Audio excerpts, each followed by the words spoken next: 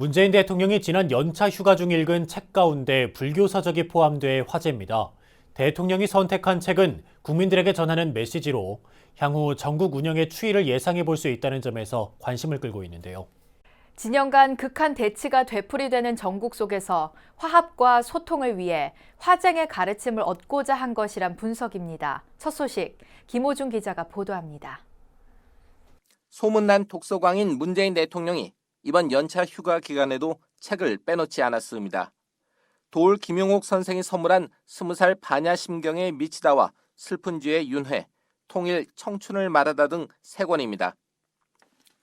20살 반야심경에 미치다는 대승불교의 핵심 경전인 반야심경이 탄생하는 과정을 다뤘고, 슬픈 쥐의 윤회는 선과악이 돌고 도는 것이 윤회라는 내용을 담았습니다.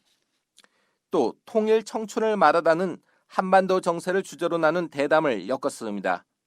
청와대 핵심 관계자는 단편적인 생각에 빠지기보다는 선조들의 지혜를 빌려 사고의 깊이도 더 풍부해질 수 있고 다른 사람을 더 이해할 수 있는 방편이 되기도 하기 때문에 이 책들을 추천하는 것이라고 설명했습니다.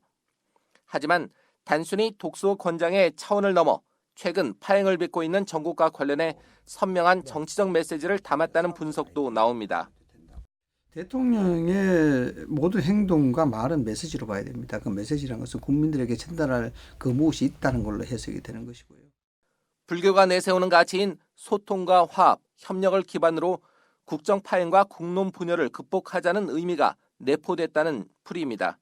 저는 이제 불교가 이야기하는 화정적 사상 이런 것들이 실질적으로 극단적 대립으로 치닫는 지금 형국에 있어서 상당히 좋은 어떤 타협과 화해의 수단이 될 수 있다는 그런 점을 우회적으로 이야기했을 수가 있고요. 그러나 종교를 통해서 남북한 관계에 대해서 이야기를 할 경우에 여기에 상당히 완충적 역할을 하게 되는 것이죠. 그래서 북한에 대한 유화적 제스처를 종교를 통해서 이야기했다 이렇게 볼 수가 있습니다. 실제로 문 대통령의 독서는 문 대통령의 관심사를 반영하고 정책과 연계되는 모습을 띱니다. 남북 대화가 재개되고 역사상 첫 북미 정상회담이 열렸던 지난해 여름 휴가에는 평양의 시간은 서울의 시간과 함께 흐른다, 국수 등이 문 대통령 손에 들렸습니다. 독서는 인사에도 활용됩니다. 축적의 길 저자인 이정동 교수는 경제과학특별보좌관에 발탁됐고, 권구은 북방경제협력위원장은 명견 만리의 저자입니다. 청와대 관계자는 문 대통령의 독서가 숨은 뜻이 있는 게 아니라 아이디어나 문제 해결 방안을 찾기 위한 간접적인 경험이라고 확대 해석을 경계했습니다. 정치권의 강대강 대치로 인해 사회도 극단적인 대립 양상을 띠고 있는 지금, 아상에 집착하지 말고 반야의 지혜로 접점을 찾으려는 노력이 절실히 요구되고 있습니다.